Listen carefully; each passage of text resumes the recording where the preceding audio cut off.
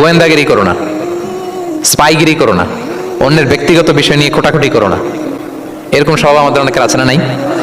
তো অনেকে দেখবেন যে অনেকের প্রাইভেট বিষয় নিয়ে খোঁচাখুচি করতে সে বড্ড মজা পায়। আছে এরকম? এটা হারাম। আওয়াজ করে বলুন, এটা কি? ওয়ালা তাজাসসু, গোয়েন্দাগিরি করো না। Everyone has personal space and no one should interfere someone's personal space. কেউ কারো পার্সোনাল স্পেসে ইন্টারফেয়ার করা যাবে না। প্রত্যেকের একটা প্রাইভেট এরিয়া আছে, প্রাইভেসি আছে। দেখেন ইসলাম প্রাইভেসিকে কত গুরুত্ব দেয়।